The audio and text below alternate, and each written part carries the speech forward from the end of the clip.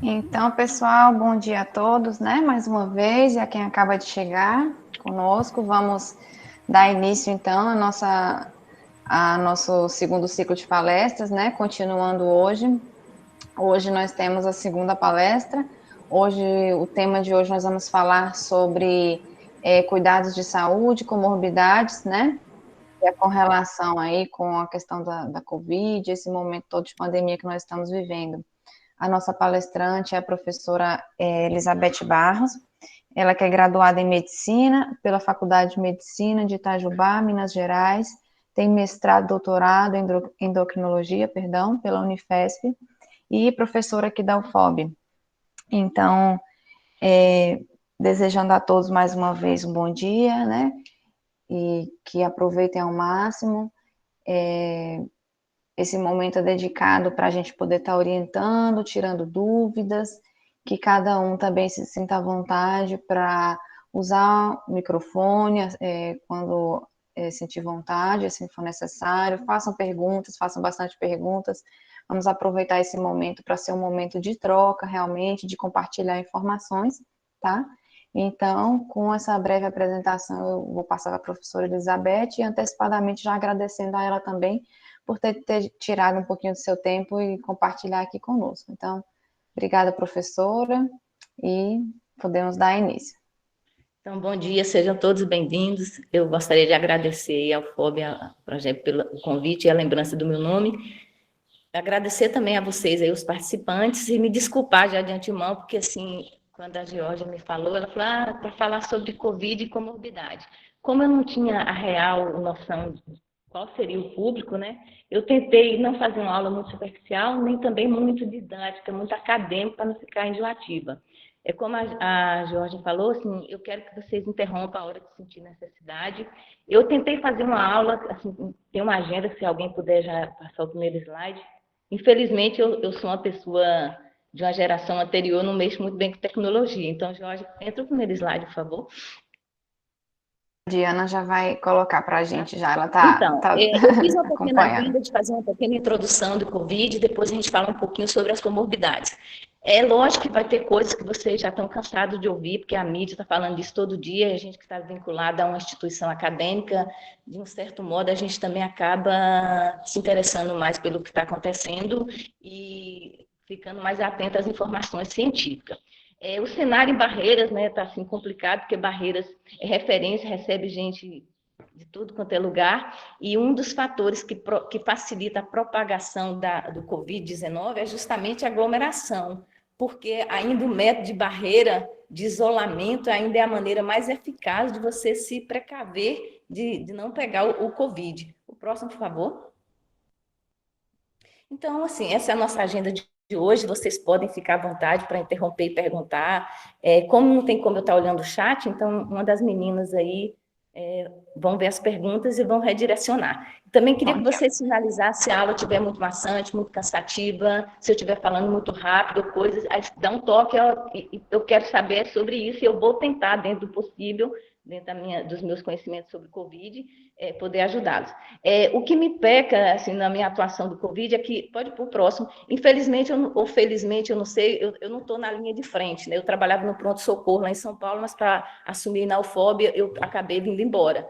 Então, assim, tem uma diferença enorme da gente estar vendo a Covid de fora e realmente os meus colegas que estão lá participando e atuando. A tensão inicial foi muito maior no início, porque ninguém sabia nada sobre essa doença. O Covid, teoricamente, ele começou lá na China, né, em outubro, mas só foi oficializado em dezembro, quando a China comunicou à Organização Mundial de Saúde sobre a doença, e em março nós já estávamos numa pandemia. Então, assim, tudo muito veloz e a gente está aprendendo a cada dia. Então, o que é esse Covid? Nada mais é do que também chamada de SARS-CoV-2, é uma doença respiratória aguda, grave, né, causada por um vírus da família do coronavírus. Esse vírus já é conhecido nosso já há algum tempo, ele já foi responsável por outras duas doenças, é lógico que são cepas diferentes, sorotipos diferentes. O vírus é uma partícula, né, talvez você já sabe, a maior parte de vocês, no caso do Covid, ele é um RNA, ou seja, é uma fita única de RNA, ele precisa entrar na nossa célula para começar a sua replicação. Esse é o problema do vírus. Além disso, o coronavírus ele é muito mutagênico, ou seja, ele vai sofrendo mutações, vai se adaptando. O vírus tem essa capacidade de se adaptar à medida que você vai fazendo mudança e consegue identificar ele. Daqui a pouco você vê, nossa, ele tem uma partícula aqui que é diferente. Tanto um vírus que é desse jeito é o H1N1, que é responsável aí, que agora não é mais pandemia de H1N1, né? Ela já virou endêmica, vira e mexe, a gente tem surtos de H1N1, felizmente já temos a vacina.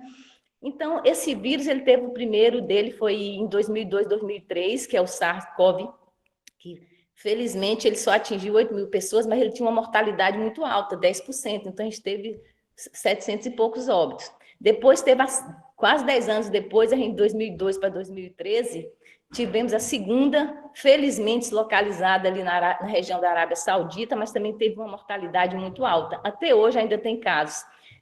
Tanto o COVID-1 e o MERS, e agora o Covid-19, o reservatório da natureza dele ainda está incerto, mas provavelmente deve ser o morcego. E por que o Wuhan teve a fonte? Porque lá é muito comum, né, a venda de animais, eles têm esse hábito cultural deles lá na China de comer alimentos não muito padrão para nós, para o restante da população, e isso acaba o quê? Come, se infecta um vírus que era só de origem animal, vem para a origem humana. E como o coronavírus tem 4 subtipos, o alfa, o beta, o gama e o teta, alguns deles, o alfa e o beta, é que pode infectar o humano. E essa pandemia toda aconteceu justamente porque, hoje em dia, pela globalização e a facilidade de você se locomover, uma pessoa que estava lá no mercado de Wuhan ontem, e ele pode viajar para qualquer país em menos de 24 horas, ele está em qualquer outro lugar. Ou seja, se ele se infecta, ele pode transmitir muito. Próximo, por favor. E esse vírus, ele tem uma particularidade, por isso que ele chama coronavírus, assim, que a fórmula dele é redonda e ele tem umas espículas, lembrando uma coroa. E essas espículas, elas que facilitam a entrada do vírus no nosso organismo. Porque a gente tem uma enzima que chama enzima conversora de angiotensina 2, que está expressa nos mais diversos tecidos do nosso organismo, mas ela se expressa muito no tecido respiratório. Por isso que a via respiratória é a nossa primeira via, nossa primeira porta de entrada com o vírus. Eu estou falando assim, porque eu achei que meus slides, depois conversando com as meninas, estavam muito densos, por isso que eu estou... Você pode ir passando, que isso aí eu já falei, tá? Volta um pouco. Então, isso aqui é a linha de tempo, né, clássica do Covid. Você vê que no Brasil, foi em fevereiro, a primeira morte aconteceu na América Latina, foi na Argentina, em março, logo em seguida a Organização Mundial falou, epa, nós já estamos tendo uma pandemia. E qual que é o problema de quando você tem uma pandemia? É conter, porque já não tem mais. No início, você lembra que a preocupação só é mais presente, por exemplo, no Brasil, ela entrou normalmente por gente que estava vindo de fora. Depois que ela está instalada no lugar, aí já não interessa mais, porque um pegou e aí passou para outro, e aí já tem essa transmissão interhumanos mesmo, e não interessa mais a origem. Você não consegue mais rastrear essa origem, né? De onde que a pessoa veio. Se perde. Próximo. Esse slide ficou super pequeno. Então, isso aqui, na verdade, é falando o tempo de incubação e o tempo, né, de transmissão. O que é um tempo de incubação? O tempo de incubação é aquele período que, a partir do momento que o vírus entrou na corrente, entrou na via aérea de um paciente, ele vai levar para ter sintomas, né? Isso é muito variável. Esse tempo de incubação do COVID, ele pode ser até de 12 dias, tem trabalhos falando de 14, mas a média é de 5, 6 dias. Significa o quê? Entrei em contato com o vírus hoje, dentro de uma semana, mais ou menos, eu começo a ter os sintomas. E o que é período de transmissão? O período de transmissão é aquele período no qual o paciente portador do vírus, ele pode estar transmitindo. E esse é o problema, porque uma grande parte, quase 80% dos pacientes com Covid, até mais, dependendo da literatura que você for ler, a maioria é assintomática ou tem sintomas leves. E alguns estudos mostraram até que 2 dias antes de você ter sintomas, você já pode estar transmitindo. Por isso que é tão difícil você conter doença igual o Covid, que ele tem uma alta transmissibilidade. Só para você ter uma ideia, tem um número que a gente usa na estatística, que é o famoso R0. Significa o quê? Que é a capacidade de um paciente portador do Covid transmitir para outro. E no Covid, por exemplo, é de 1 para 3. Já tem estudo que estava até falando que no início, dependendo do local, do país, poderia ser até 1 para 5. Ou seja, você imagina uma pessoa, por mais que ela contamine 3, esses 3 e é progressiva, por isso que a contaminação é tão, e a gente tem que ficar muito atento.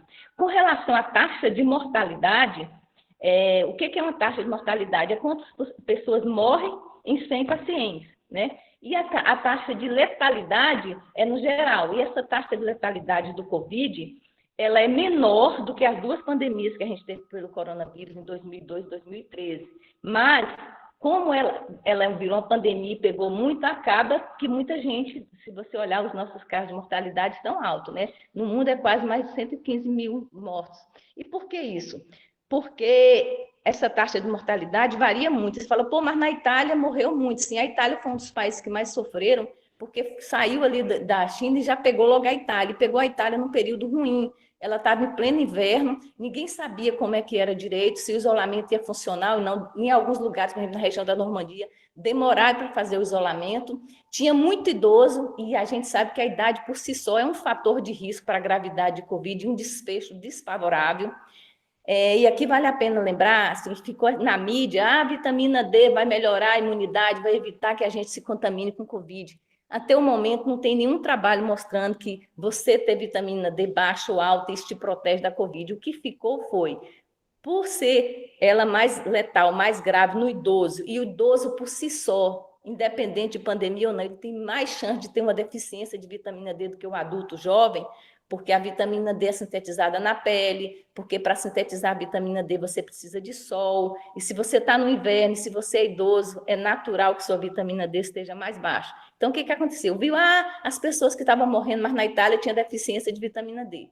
Tinha, mas esses dados têm viés, porque era idoso e porque estavam no inverno. Então, não tem nenhum estudo mostrando que a vitamina D vai te proteger contra você não pegar o Covid. O que se sabe é que vitamina D, ela modula o seu sistema imune, então é ideal que você esteja com seu status de vitamina D, porque você reserva em dose de vitamina D adequada, mas tomar vitamina D não vai impedir ninguém de ter Covid. Tá bom? Próximo.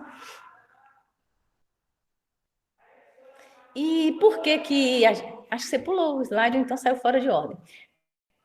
Tá. Por que que a gente fala tanto desses cuidados de higiene com Covid? Porque, assim, como eu disse, no início estava aquele pânico. Usa luva, depois não usa luva. Usa máscara, depois não usa máscara, só profissional de saúde. Porque as informações eram tudo muito nova. E mesmo para quem estava no dia a dia, ainda estava com muito pânico. Eu tenho colegas que se paramentavam demais e outros que eram negligentes. E tudo isso acabou facilitando muito a disseminação do Covid nos profissionais de saúde. Aí, em Barreira mesmo, a gente teve um colega, né, que acho que é de conhecimento de todos, que acabou falecendo, provavelmente não pelo Covid, mas por uma complicação, né, e aí uma coisa junta com a outra. Então, aqui é só para ter noção do tempo que o vírus pode ficar na superfície. Isso significa o quê? Não é que se você pegar naquela substância, por exemplo, no alumínio, que ele fica de 2 a 8 horas, você pode se contaminar. O grande problema do Covid não é ele estar na superfície. O grande problema do Covid é eu pegar na superfície contaminada e tocar a porta de entrada do meu organismo, que é olho, nariz e boca. Próximo. E esse tempo é muito variável. Lembrar também que não é só o tempo, né? Tem a carga viral. Eu acho que saiu de linha esses slides de ordem, mas tudo bem. Então, por isso que a gente fala tanto desse isolamento, do uso e tudo. Aqui, assim, os testes é uma incógnita, né? O padrão ouro é o que a gente chama de RT-PCR, não sei se tem alguém da biologia aí me assistindo, mas é o padrão ouro, mas é um teste caro, que envolve biologia molecular, envolve sequenciamento. Então, o Brasil não faz esse teste em todo o mundo. É um ou outro caso, normalmente esse teste está indicado para quem está sintomático. Para a população, rastreamento, acaba se fazendo os testes rápidos.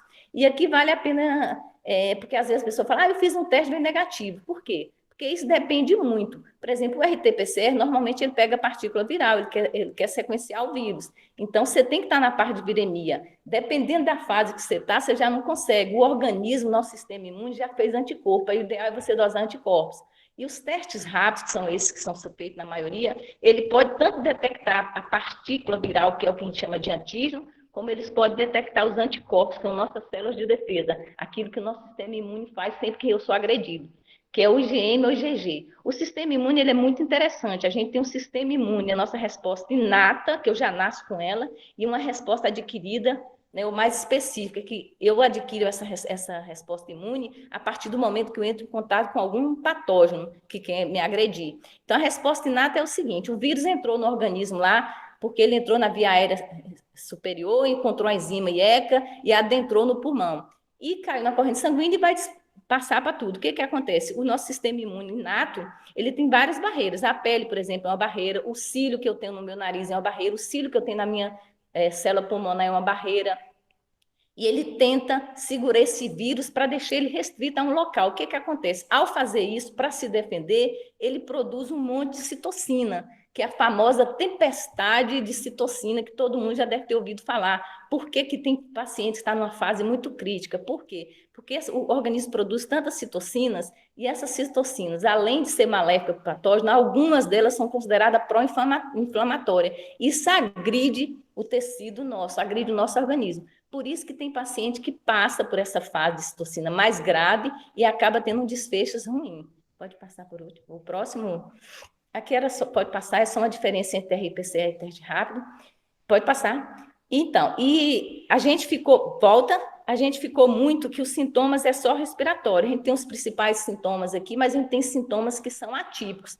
Por isso que hoje em dia, qualquer pessoa que chega no pronto-socorro com sintomas gripais, mesmo na ausência de febre, é lógico que a febre é o sinal clínico mais frequente, mas tem paciente em torno de 15% que nem febre apresenta, a gente tem que estar atento. No início, quando o paciente ia no pronto-socorro, a gente fazia toda a epidemiologia de onde ele teve, com que ele saiu, contato. Hoje em dia, esse dado já não é muito, a gente já não consegue rastrear o paciente. Então, na dúvida, a gente encara o paciente como portador de Covid e pede a sorologia.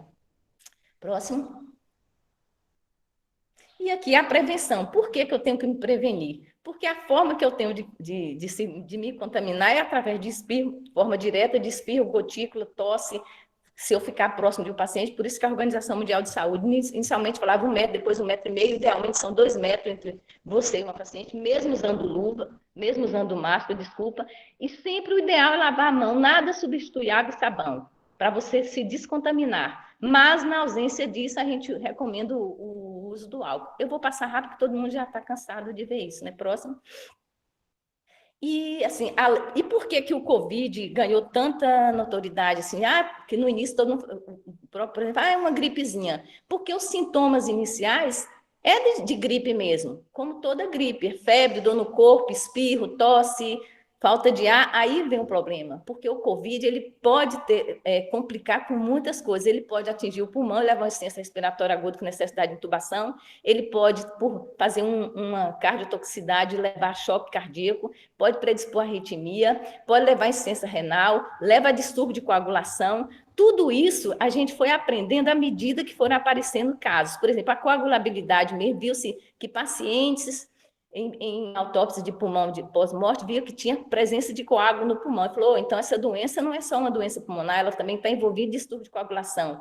E Covid, a gente está aprendendo com Covid até hoje. Nunca se estudou tanto uma doença num tempo curto, tão curto como a gente está estudando o Covid. Próximo. Sem falar que cada um vai falando uma coisa. Teve, tanto que vocês devem lembrar que ficou aquela coisa. O que trata Covid com relação a tratamento? Uns falaram de cloroquina e ivermectina, na verdade ninguém bateu o martelo sobre nada disso, porque é tudo muito novo. Aqui a fisiopatologia da doença, o que é a fisiopatologia da doença? São as fases de uma doença.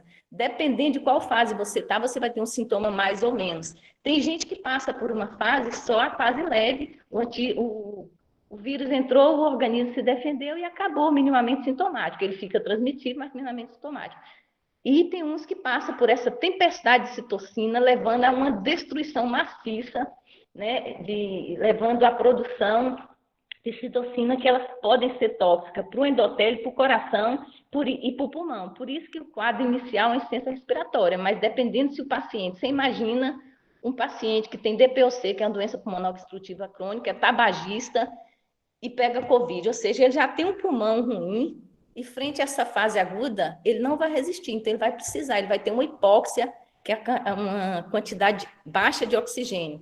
E aí ele vai precisar de tubo. Se ele for para o tubo, já complica, porque eu preciso sedar para manter ele entubado, aí a pressão começa a cair, tem um risco de choque cardiogênico, eu preciso entrar com drogas vasoativas, a partir desse momento, o meu rim pode parar de funcionar, eu vou precisar fazer diálise. Você imagina isso no paciente jovem que não tem nenhuma doença de base, que são as famosas comorbidades, provavelmente ele vai conseguir sair muito melhor do que um paciente idoso que já tem de base algum órgão já afetado, ou o coração, ou o rim, ou o pulmão.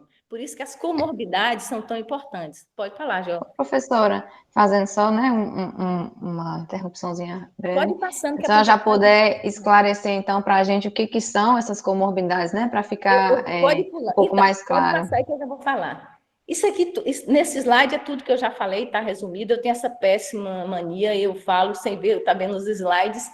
O slide é mais caso alguém, os alunos se perdem e acaba anotando. Próximo. Então, o que é uma. Então, pula, isso é o cenário atual da pandemia, né? Lógico que esses dados é de 2 dias atrás, segunda-feira, se não me engano, foi domingo à noite que eu peguei. Isso tem mudado, porque assim. Se você olha esse mapa aí, assim, onde tem as bolas maiores e onde está, você vê a África, e todo mundo fala, por que a África? No início, todo mundo achava que a África não tinha. E aí a África já está tendo. Aí falava que a Rússia não tinha, hoje a gente sabe que a Rússia tem. Quer dizer, virou pandemia porque está tudo, pode passar. E, felizmente, a gente está aprendendo muito. Então, o que é comorbidade? Comorbidade é qualquer patologia crônica de base. Por exemplo, você tem uma pneumonia, isso é uma doença aguda. Você tratou, você não ficou com sequela nenhuma, beleza. Mas você imagina, os ossos, o AVC, uma pessoa que teve um acidente vascular cerebral, que é muito comum em paciente hipertenso e diabético. Diabetes e hipertensão são as doenças crônicas mais comuns no mundo inteiro, e junto com elas vem um monte de complicações. Por exemplo, uma pessoa que já tem um AVC, você imagina essa paciente sendo portadora de Covid, sendo entubada. Já tem relatos que o próprio Covid ele leva a um quadro neurológico específico. Hipertensão e cardiopatia. Ou seja, o coração é uma bomba de tudo. Se meu coração já teve um infarto, sou hipertenso, ele já é um coração fraco, você imagina se o paciente pega Covid, toda essa parte, essa dinâmica de ventilação, de circulação vai estar prejudicada. O rim também. Então, comorbidade é qualquer doença crônica que o paciente tenha. Normalmente, as comorbidades, hipertensão, problema renal, problema hepático, problema pulmonar, problema neurológico, o mais comum é o AVC, é o acidente vascular cerebral, que é o famoso derrame. Isquêmico hemorrágico, excesso de peso, que é uma comorbidade que a gente negligencia muito. Normalmente, quando a gente interna o paciente cardíaco, renal, a gente nunca põe lá na nossa folha de hipótese diagnóstica excesso de peso. E excesso de peso a pandemia nos trouxe isso de bom, para a gente abrir mais ainda os nossos olhos com relação à obesidade, que é um problema de saúde pública mundial. Então, comorbidade, Gel, eu não sei se eu respondi a tua pergunta, é tudo isso. Agora, o fato de eu ter essas comorbidades é uma sentença de que eu vou ter um desfecho desfavorável caso eu me contamine com Covid? Não. Ter fator de risco, ter comorbidade, não é uma sentença, é um sinal de alerta. E todos os estudos sinalizam que não basta ter a comorbidade, por exemplo, o diabetes, que é uma comorbidade muito prevalente. 7 a 10% da população mundial é diabética. E pasme vocês, no Brasil, por exemplo, e no mundo também tem essa realidade, somente 2 pacientes, de 10 pacientes, diabetes tipo 1 e paciente diabetes tipo 2, usuários de insulina, estão dentro da meta, ou seja, estão bem compensados, o resto está tudo fora. Se esse paciente se contaminar com Covid, se ele vem, embora tenha comorbidade, mas ele é bem controlado da sua pressão, do seu diabetes, do seu problema renal, do seu problema pulmonar, provavelmente ele vai ter um desfecho mais favorável. Agora, se ele tem um controle ruim das suas comorbidades, das suas doenças crônicas, a chance de ter um desfecho desfavorável é maior. Então, esse é o problema de comorbidade. Não basta ter a comorbidade, ela tem que estar descompensada para você aumentar a sua mortalidade, a sua chance de um desfecho desfavorável caso se contamine com Covid. O problema é que no cenário atual, isso não é só Brasil, isso é mundial, as doenças crônicas, de uma maneira geral, elas são negligenciadas, até por nós médicos e até por paciente, pelo sistema de saúde. Negligenciado em que sentido? A gente não está cuidando bem dos nossos pacientes. A gente tem hoje em dia, pleno século XXI, um monte de recursos, um monte de medicamento, um monte de tecnologia para fazer exames, para diagnóstico precoce, mas por ser doença crônica, isso desgasta muito o paciente. Eu não sei se na plateia tem alguém que tem alguma doença crônica, mas doença crônica é muito difícil, porque a partir do momento que você diagnosticou, você casou com ela. Então, você tem que estar atento com ela todos os dias. E esse é o grande problema das comorbidades, né? Próximo. Respondi, Gil? Sim, eu queria entender um pouquinho melhor. Eu, inclusive, passei no início da pandemia, meus filhos têm problemas alérgicos respiratórios, e eu não compreendia se isso, por exemplo, a situação deles era algo relacionado a essas doenças classificadas como doenças crônicas. Eu cheguei ao ponto de entrar em contato com o médico e falei, doutor, por favor, quais as atuais taxas deles? Eles estão nesses grupos? O problema deles e ele, calma, eles não têm, isso digamos mesmo. assim, maior chance para a Covid. Então, fica aí realmente muita dúvida. Eu A acho que gente tem coisinhas que a gente... Por exemplo, um DPOC, porque quem tem DPOC, que é doença pulmonar obstrutiva crônica, normalmente associada ao tabagismo, ele já tem uma lesão de base. E outra coisa que a gente não pode esquecer, um dos piores fatores de risco para complicação e um desfecho favorável de Covid é a idade. Lembra que no início eu falei com você, por exemplo, seus filhos são crianças, provavelmente pela sua idade, eles devem estar tudo com menos de 10 anos, não é?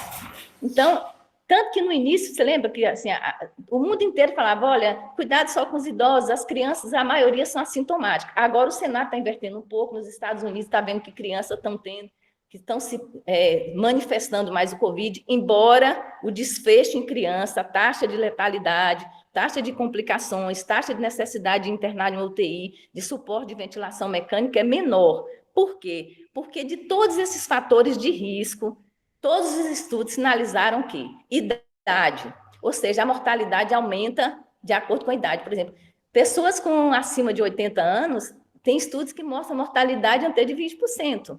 Por quê? Porque a chance de uma pessoa de 80 anos ter um monte de doenças crônicas, um monte de comorbidade diabética, infarto, problema renal, problema pulmonar, problema hepático é maior. Da mesma forma que uma criança ou um adulto de 22 anos. Então, a idade é o pior fator de risco. Depois vem o sexo. Entre o sexo masculino e feminino, o sexo masculino tem mais chance também de ter. Lógico que vai depender da idade da comorbidade. E dentro das comorbidades, os estudos mostraram, por exemplo, das comorbidades cardíacas, a hipertensão foi a mais prevalente. Ou seja, o que significa isso? Que os pacientes que tiveram Covid, que tiveram um desfecho ruim, eles viram que esses pacientes tinham de base, ou seja, tinha uma doença crônica, tinha uma comorbidade chamada hipertensão arterial. Depois, a segunda foi diabetes, depois obesidade, depois doença, acidente vascular cerebral, e assim, cada um foi vendo o que tinha mais. E por que diabetes, hipertensão e obesidade? Porque se você for ver no contexto geral, são as doenças crônicas mais prevalentes. Eu vou citar os Estados Unidos, que é o país da América que tem mais dados assim, robustos. Quase metade da população americana, os estudos falam até de 40, e tem alguns estudos que falam de 50, ou está obeso ou está sobrepeso. E no Brasil a gente segue a mesma cartilha. E por que a obesidade cresceu tanto? Tem várias teorias. Obesidade não é simplesmente igual o pessoal fala, eu vou fazer dieta, todo mundo fala que eu tenho um excesso de peso, tem que só fazer dieta. Não é bem isso, é muito mais complexo a obesidade.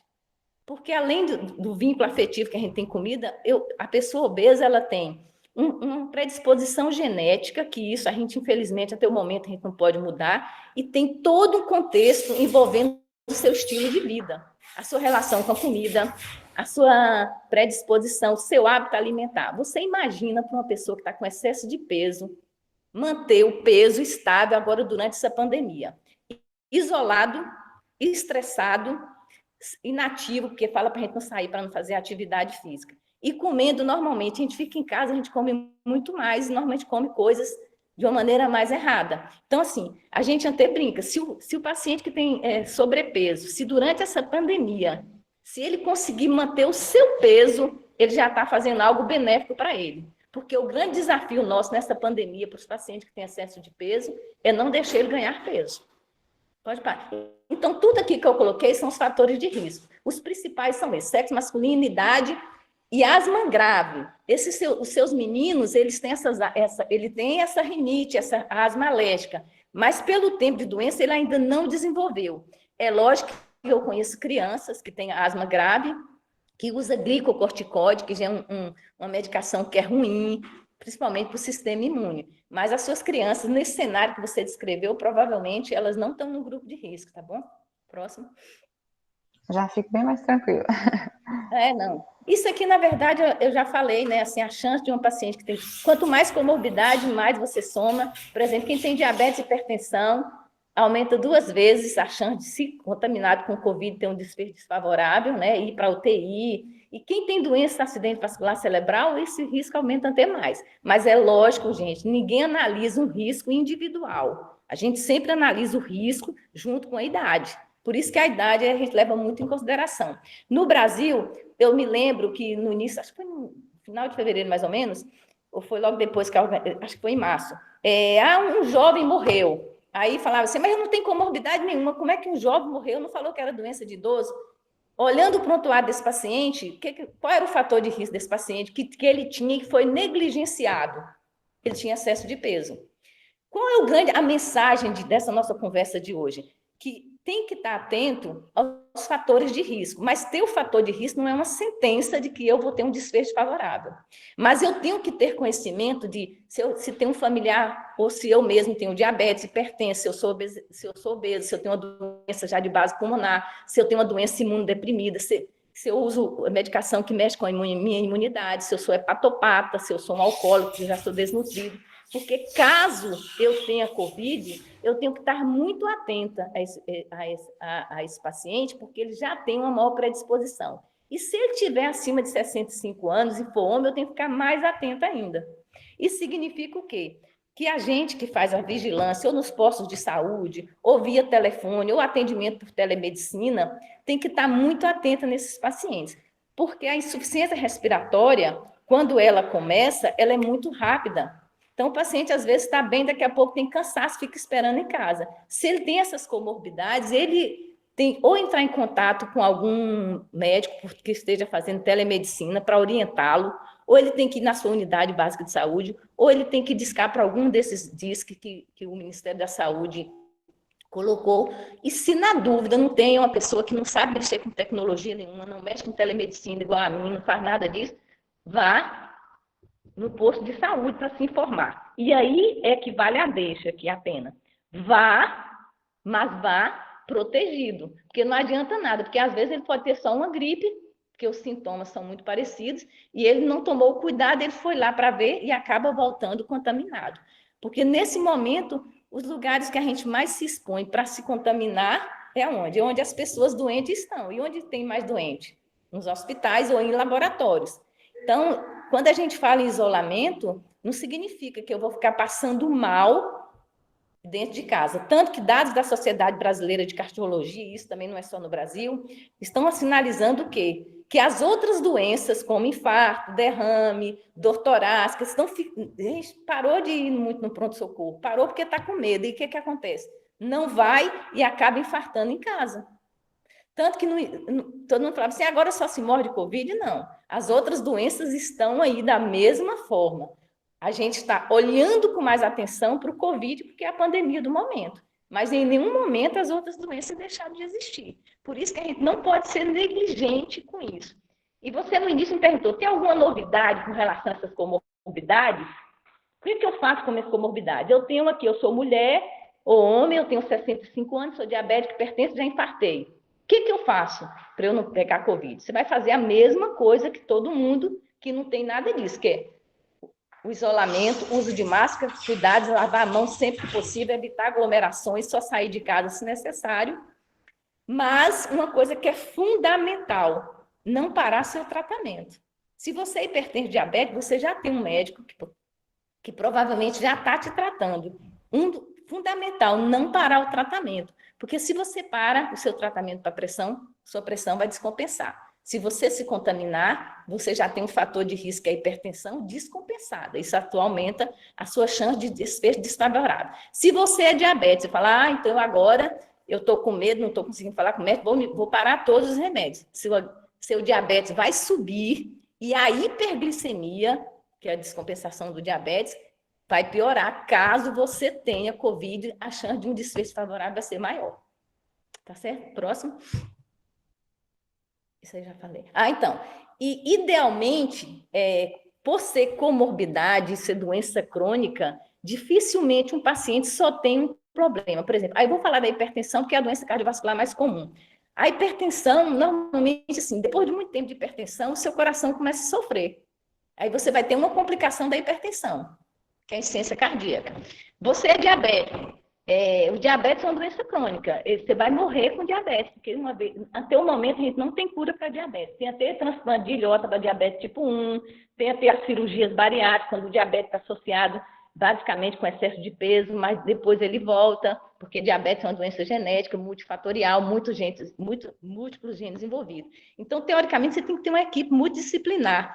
Todas essas doenças crônicas, eu vou falar mais do diabetes, que é da minha área, o grande problema do diabetes são as complicações crônicas ao longo do tempo. Só para vocês terem uma ideia, o diabetes tipo 2, que é aquele diabético que é mais do adulto, mais para o idoso, depois dos 45, 50 anos, normalmente associado com excesso de peso. O que acontece? Depois de 10 anos em média, você começa a ter as complicações crônicas do diabetes.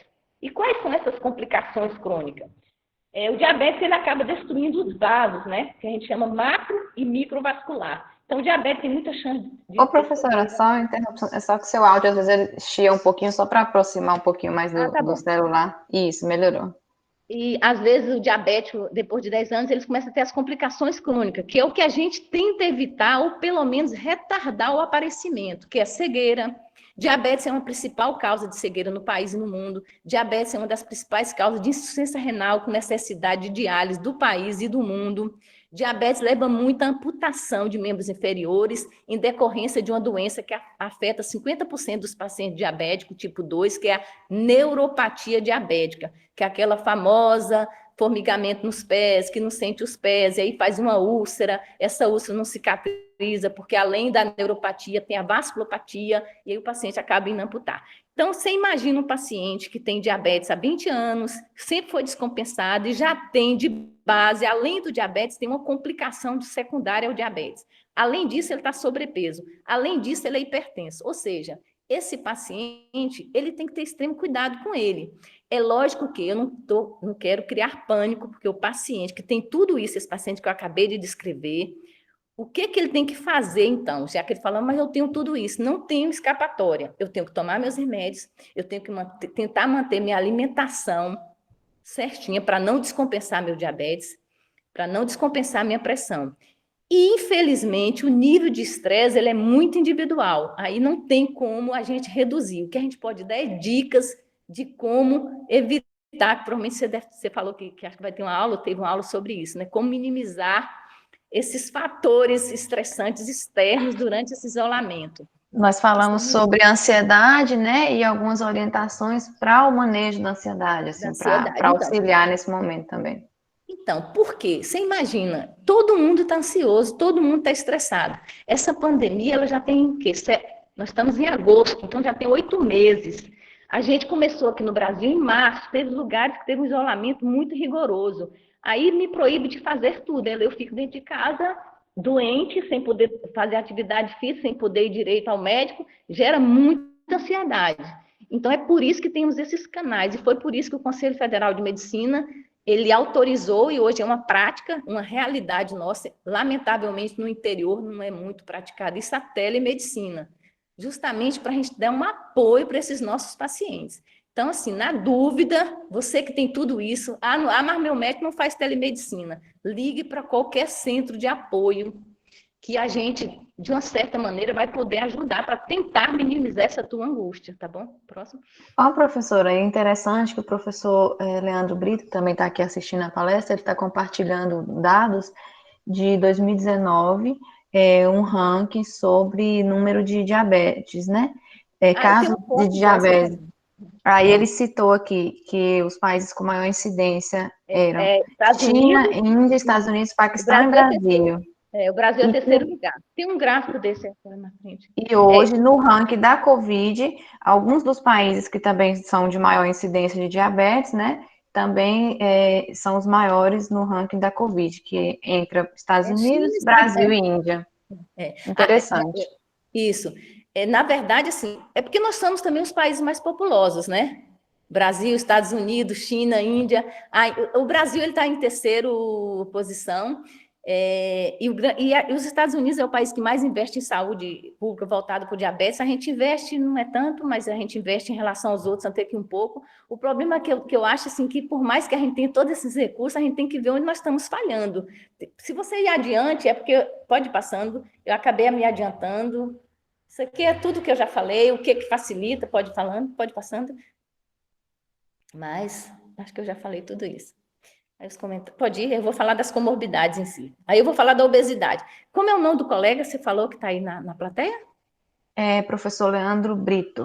Ô, Acho que Leandro, tudo bem? Então, é isso mesmo, Leandro. Assim, ele e se, saiu, você, deve se a gente retornar. for ver, daqui a 10 anos, a gente vai ter muito mais paciente diabético. Diabetes e obesidade são doenças que a projeção da Organização Mundial de Saúde é que vai cada vez, né, aumentar. Tem país que já tem dados que são 10% da população daquele país é diabética. Aqui no Brasil, está em torno de 7, alguns trabalhos falam de 8. Você imagina, nós somos mais de 200 milhões de habitantes.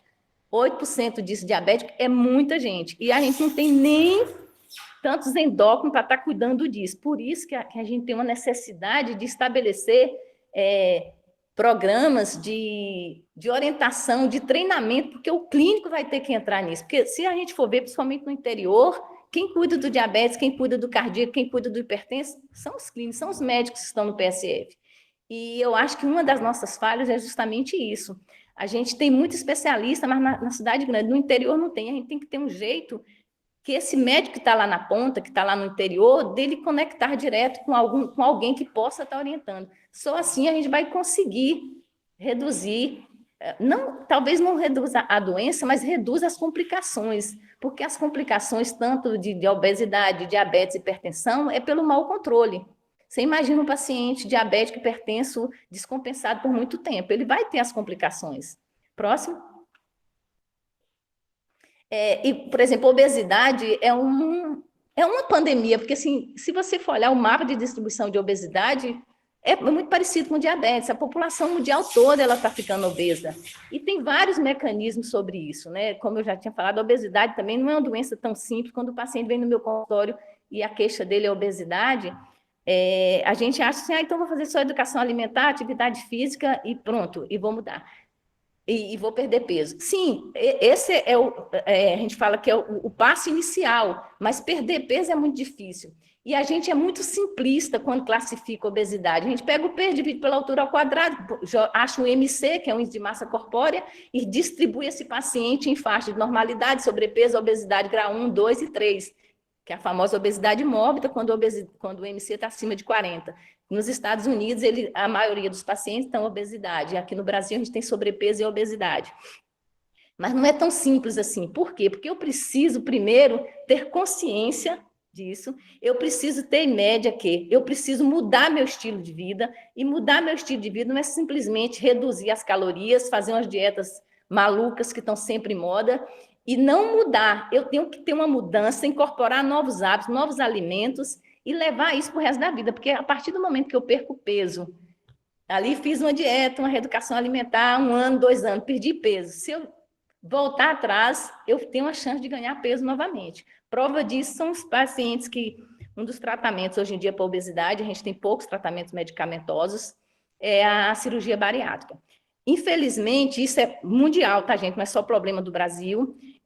A maior parte dos trabalhos usando medicação específica para perda de peso mostra perda de peso de 5 a 10%, alguns 15% do peso. Ou seja, isso às vezes é muito frustrante para o paciente, porque ele chega aqui no consultório e fala, mas eu queria ficar com peso tal, tal, tal. E ele não consegue, porque a pessoa que, vou dar um exemplo, tem 100 quilos, se ela perde 10%, ela vai para 90%. Ela fala, mas eu ainda estou acima do peso. E aí fica essa briga, perde, volta, é o famoso efeito sanfona. Mas o que a pessoa que tem excesso de peso como problema de saúde tem que ter em mente é que todos os trabalhos são unânimes em dizer que perda de peso médio de 5 a 10%, idealmente 10%, ela já traz benefício para o nosso organismo. Porque quando eu perco peso em torno de 10%, eu reduzo minha pressão, eu reduzo minha glicemia, eu reduzo os meus problemas articulares, que é problema de coluna, problema de joelho, ou seja, eu tenho um benefício. Então, embora o meu sucesso não tenha sido, do ponto de vista estético, satisfatório, eu tenho que valorizar essa perda de peso, porque ela me trouxe benefícios. E durante essa pandemia, isso foi visto. Se você pegar paciente e conseguir que ele não aumente de peso ou perder de 5 a 10%, ele já diminui essa resposta que a gente chama inflamatória, que está tão na moda agora com o Covid. Por quê? Porque o tecido adiposo, ele é um tecido que tem capacidade de produzir várias citocinas, vários hormônios, que a gente chama pró-inflamatório, ou seja, deixa todo o tecido orgânico pronto para reagir a uma inflamação. E como eu disse, a inflamação, a resposta inflamatória a uma injúria, a um patógeno, ela é benéfica. O grande problema é a intensidade dessa inflamação. E no Covid foi isso que a gente viu. Por isso que a obesidade, dentre esses fatores de risco, dentre essas comorbidades, foi um dos que despontou como a chance de ter um desfecho desfavorável, porque ele provoca uma resposta inflamatória muito exacerbada em alguns pacientes. Aí você vai me perguntar, tá bom, mas mas eu conheci gente que estava acima do peso e que não teve essa resposta exacerbada. Sim, porque indivíduo é diferente, as respostas são variáveis. Cada pessoa responde de um jeito, mais ou menos, mas o que sabemos é que a obesidade, ela tem o tecido adiposo, ela tem essa infelicidade de promover uma resposta imune pró-inflamatória mais exacerbada. Por isso que a obesidade se tornou, o mundo inteiro passou a olhar a obesidade nessa pandemia com outros olhos. Então, a gente tem aqui dois comentários dos colegas, tá? Aqui no chat. A Andrea está trazendo assim, que ela sempre acreditou que a obesidade tivesse relacionado com compulsão alimentar e ainda ao emocional. Se a senhora puder comentar sobre Sim, isso. então. Andréia, boa pergunta, Isso. bom comentário, Andréia. É o seguinte, Andréia, obesidade, como eu disse, não é simplista dessa forma, parei de comer. A gente tem no cérebro uma região chamada hipocampo e lobo frontal, já acho que você deve ser da área.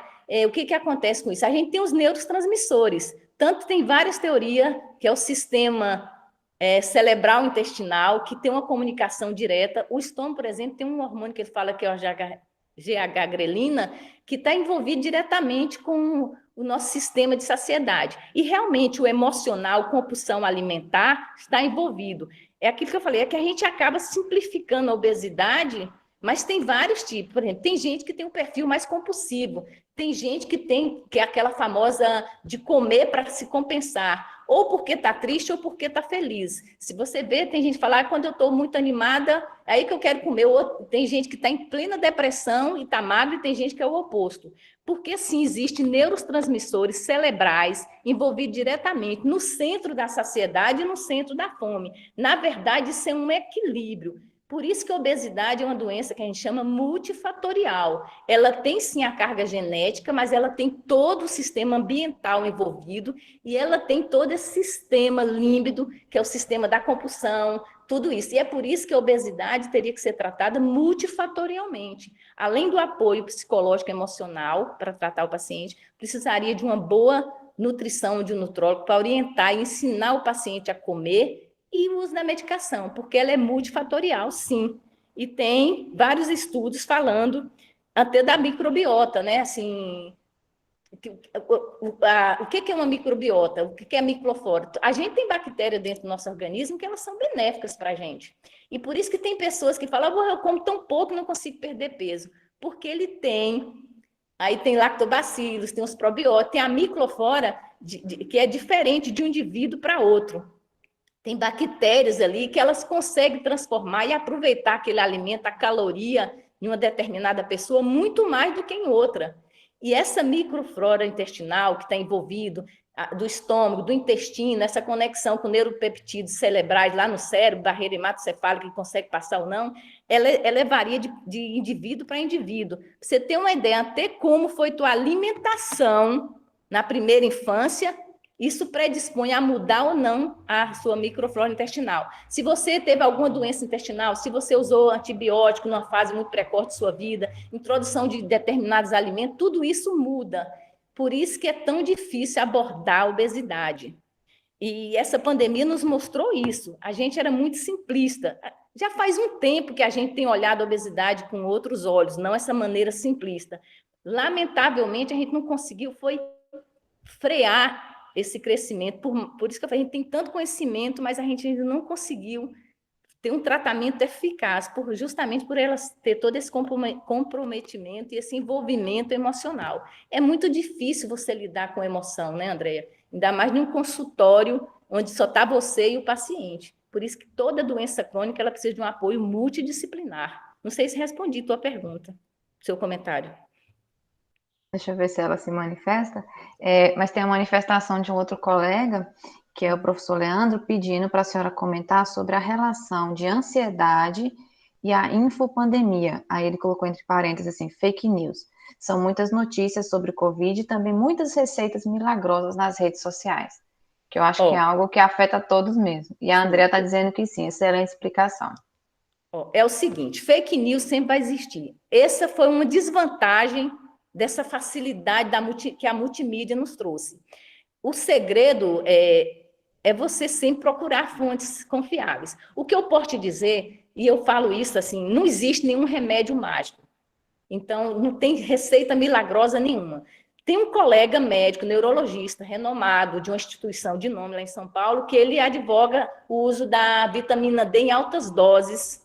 E se você ver, teve uma época que parecia que vitamina D ia resolver tudo, inclusive o caso do Covid.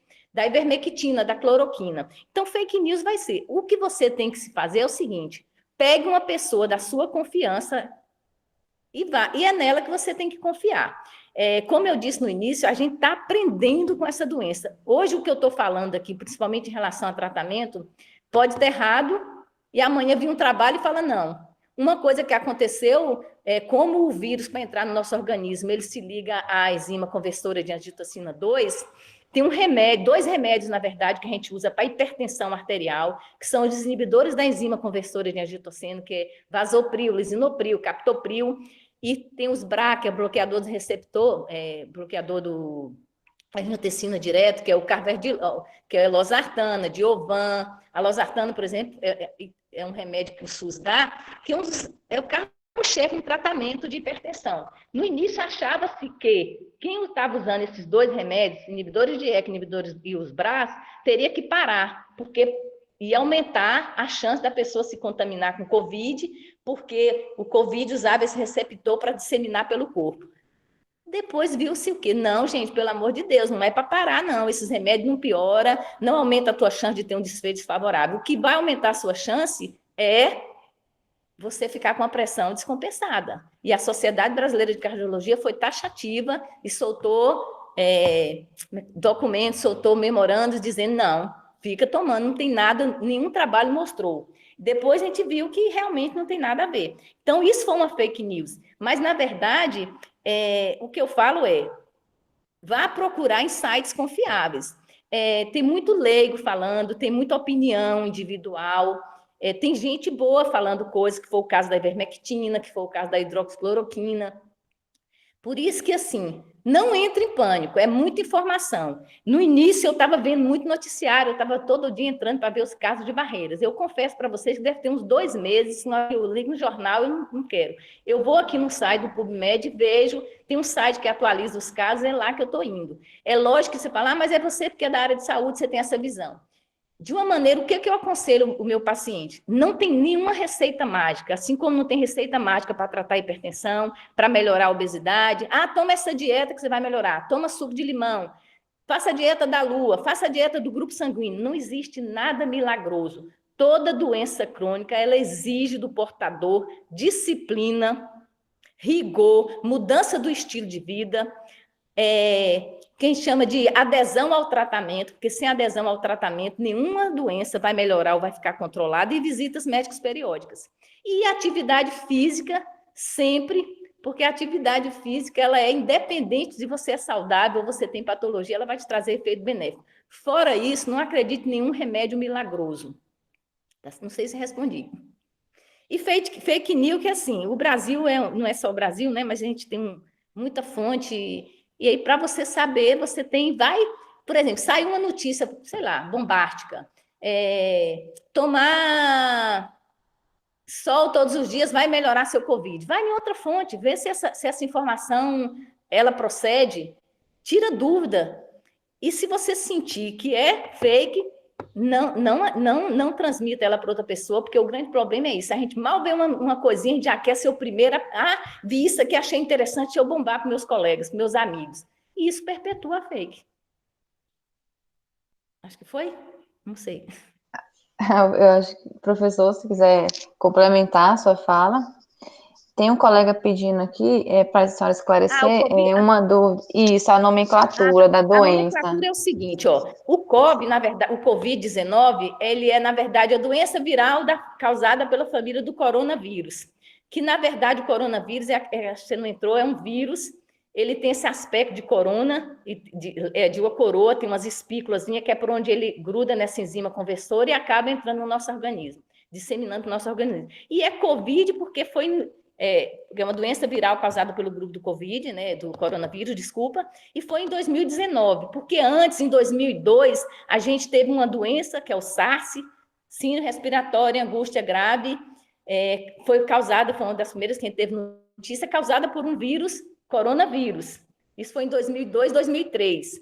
Ela teve poucos casos, mas tinha uma mortalidade alta, em torno de 10%. Depois teve uma que a gente chama MERS, que é uma doença respiratória aguda do Oriente Médio, que também é causada pelo mesmo vírus, que foi em 2012, 2013. Também teve uma mortalidade alta, mas felizmente ficou só restrita ali à Península, à Arábia Saudita e países vizinhos. E o reservatório era o camelo. E agora essa Covid é uma doença viral causada pelo vírus da família do coronavírus, e o ano de 2019.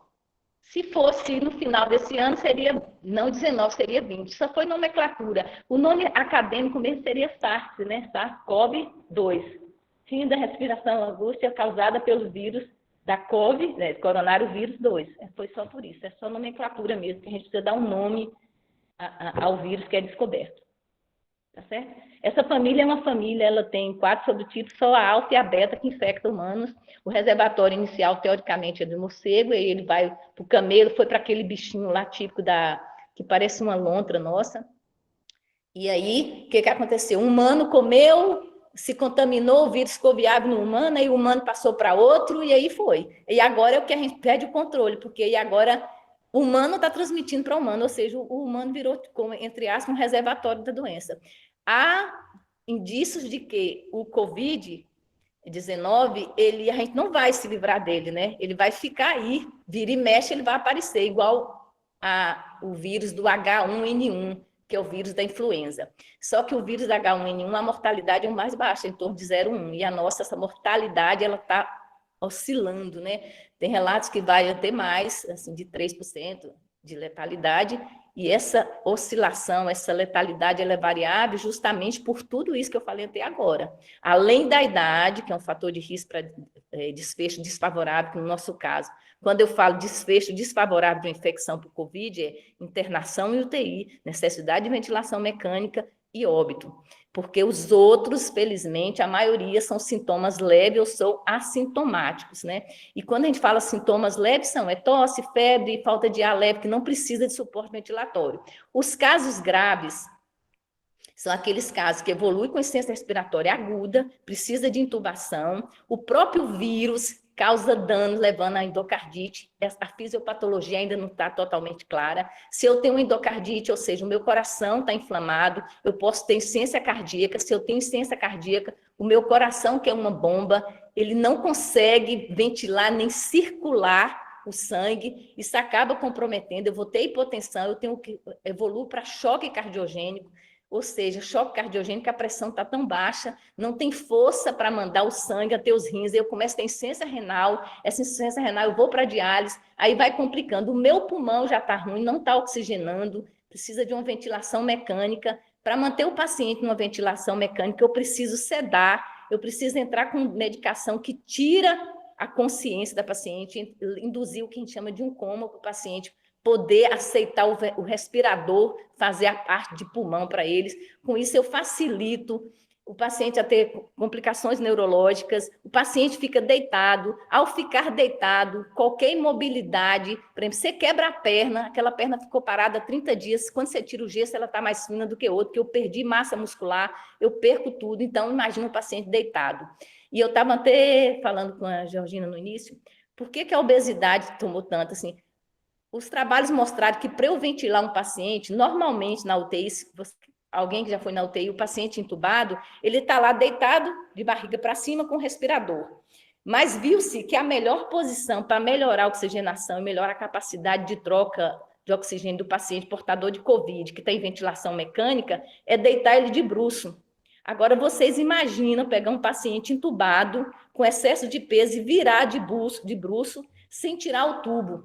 Então, assim, mobiliza muitas pessoas. Sem falar que fica todo mundo temeroso, porque se o tubo sair, o paciente vai contaminar. Então, gera um estresse muito grande na equipe de saúde que está manipulando esse paciente. Não sei se falei, eu quando começo a falar aqui uma coisa, eu me empolgo. Desculpa. Mas eu acho que é bom esclarecer, porque tem muitas coisinhas assim que a gente, pelo menos, né, eu que sou leiga, assim, né, no sou da área de saúde, a gente não compreende e gera dúvidas, né? E são várias coisas interligadas. Tanto é que a Eliana está perguntando ali agora o seguinte: pode ir mudando aí, que eu acho que o lado da obesidade eu já passei, já falei. sobre o Ó, risco do vírus sofrer mutação, ficar mais agressivo ou menos agressivo, como é que é já essa falo questão sobre das isso. mutações? Tá. Isso aqui é só um cenário, tá? Em 2009, a ABES, a Sociedade Brasileira de Estudo de Obesidade. Você tem uma ideia, ó, olha como é que está a distribuição de obesidade. É lógico que a obesidade, nesse sentido, está também um sobrepeso, mas se você vê, em média, 40% a 50% da população brasileira distribuída por regiões está acima do peso. Ou seja, é ou não é uma pandemia? O mundo inteiro ilustra o que está acontecendo aqui no Brasil. Ou seja, por isso que a obesidade é uma coisa que a gente tem que olhar com muito carinho. Com relação à pergunta da colega, o que a gente sabe é que o vírus ele pode sim sofrer algumas mutações, mas ele continua sendo o mesmo vírus, daquela mesma cepa, com algumas mutações. Isso tudo ainda está, Eliana, ainda está muito empírico, a gente não tem uma resposta certa. O vírus sofre mutação, sim. Tem gente que tem mutações que são essa e essa mutação tem a capacidade de ser mais agressiva, essa e essa tem a capacidade de ser menos agressiva. E por que isso é tão difícil? Porque mesmo um vírus X, que tem uma capacidade agressiva 2 vezes maior que o vírus Y, se pegar uma pessoa, dependendo do que essa pessoa tem de comorbidade, ele pode ter uma apresentação menor, menos ou mais grave. Da mesma forma que aquele patógeno que tinha a mutação Y, que era menos agressivo, menos letal, infectar uma pessoa idosa que tem a comorbidade, ele pode ter uma apresentação clínica diferente. Só para você ter uma ideia, lembra que eu falei que para o vírus entrar no nosso corpo, ele se liga nessa enzima conversora de angiotensina 2? O que acontece? Alguns estudos estão sinalizando que o paciente diabético, paciente com excesso de peso, paciente que tem comorbidade, até a expressão dessa enzima, ela está alterada. Então, tem vários mecanismos, e toda essa fisiopatologia, a patogenicidade, mutação do vírus, ainda é tudo muito novo. Provavelmente, estudos futuros vão definir isso melhor, tanto que tem alguns trabalhos sugerindo que o futuro da medicina é você fazer o estudo genético individual, para fazer, fulano, ele tem mais propensão a isso e isso, por causa da genética dele. E quais antifarmacogenética, ou seja, essa droga, esse tratamento vai ser melhor para Antônio do que para João, porque geneticamente Antônio tem essa variação que essa medicação atuaria melhor. Só que isso é muito futuro. E com relação ao Covid, essas perguntas ainda estão muito incertas. Não sei se respondi. O que está certo é o que vai fazer você ter um caso mais grave ou não de Covid, é a presença de comorbidade. E sem esquecer da idade, tá? A idade não é comorbidade, gente, entre aspas. Idade é uma evolução natural, mas ela, somada a doenças que o paciente tem, doenças crônicas, ela potencializa, ela aumenta muito a gravidade, faz uma diferença enorme. Tanto que diabético tipo 1, que normalmente são pessoas mais jovens, diabetes tipo 2, no início a gente achava que era menos, mas isso é por causa, provavelmente, da idade, né? Os pacientes de diabetes tipo 1 são mais jovens, e os diabetes tipo 2 são mais idosos. Mas ambos os diabéticos têm risco de complicar, principalmente se estiver descompensados. Próximo, pode ir passando. Isso aqui é só para você ter uma ideia, assim, as doenças que são relacionadas com a obesidade.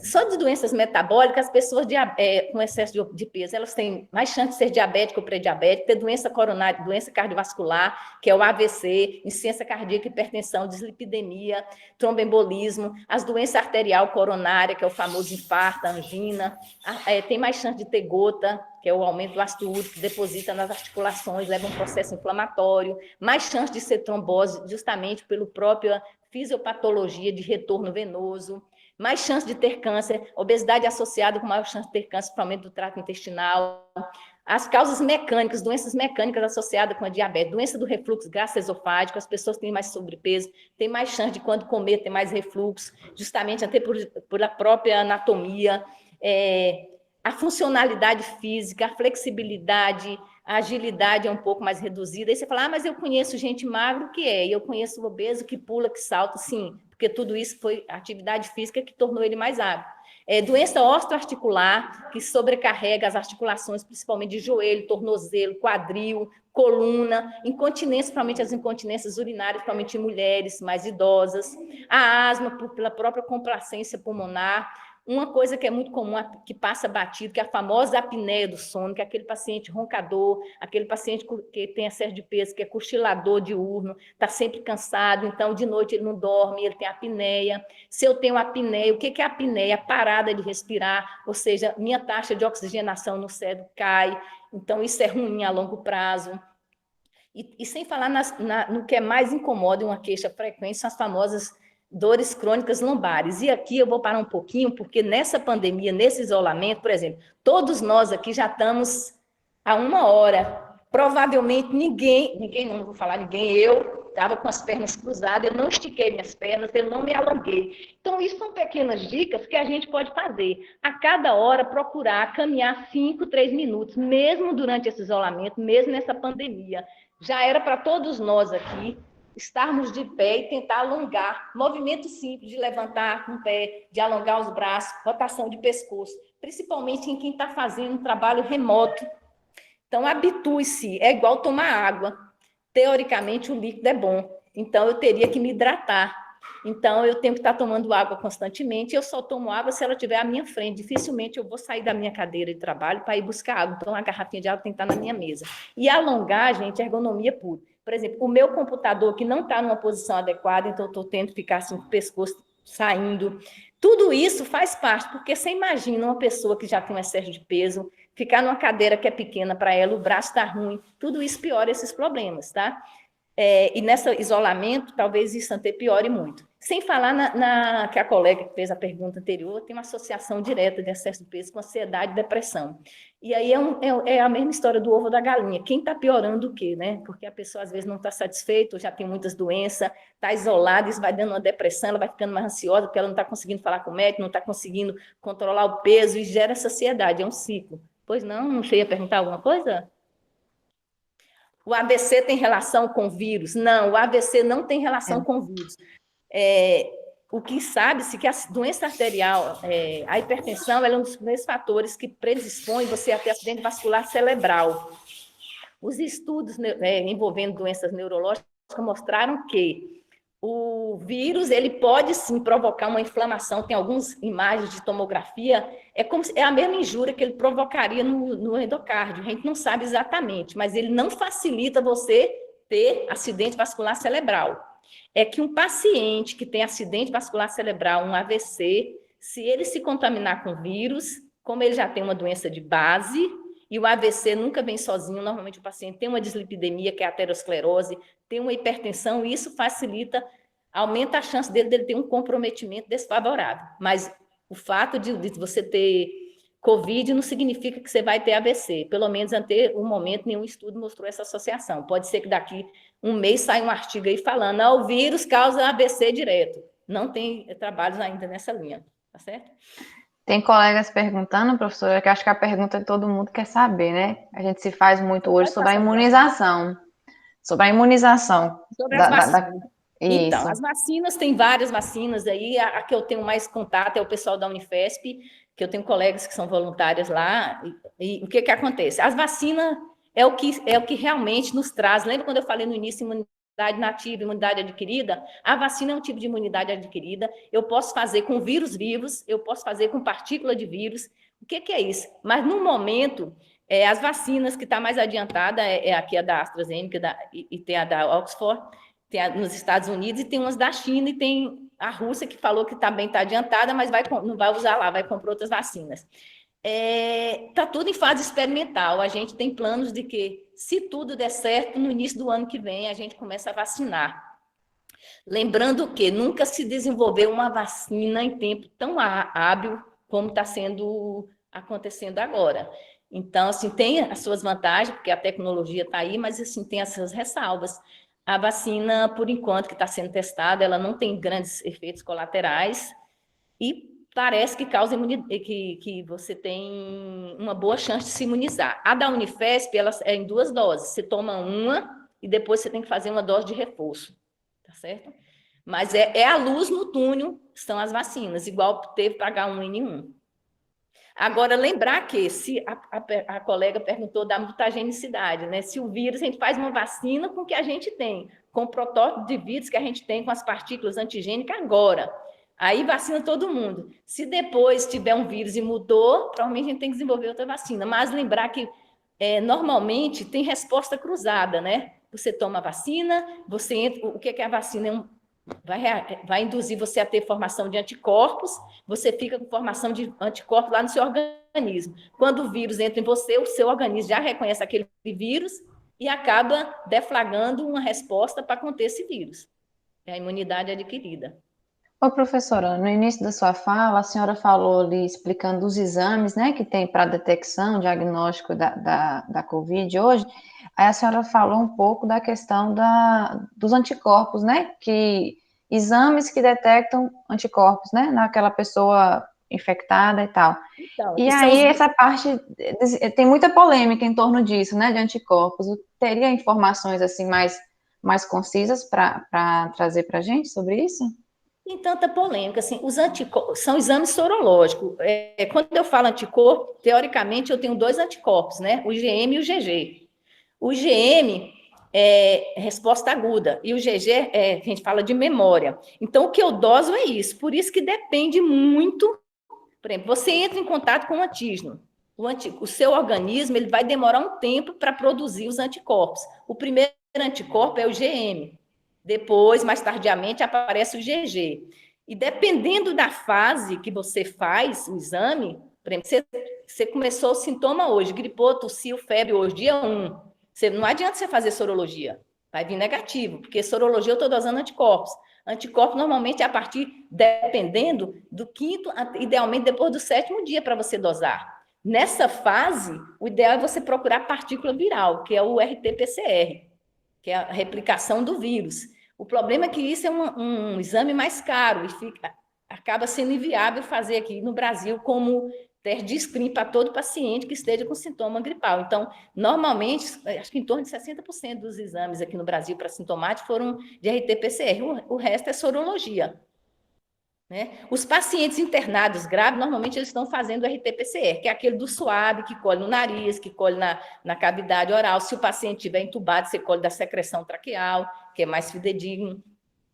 Porque depois de um tempo, se você olhar a fase da doença, o vírus vai diminuindo e começa a aparecer os anticorpos, que é o GG e IgM, que é o que são os testes sorológicos. E esses testes sorológicos, que são os famosos testes rápidos, ele pode, tanto alguns doses antígeno, que é partículas do vírus que ainda estão presentes na sua circulação, e outros doses IgG e IgM, que são seus anticorpos. Não sei se esclareci. Sim, sim. O que está em polêmica é a qualidade desses testes. Né? Porque se fala muito se as pessoas estão verdadeiramente ficando imunizadas ou não, né? Tem essas discussões.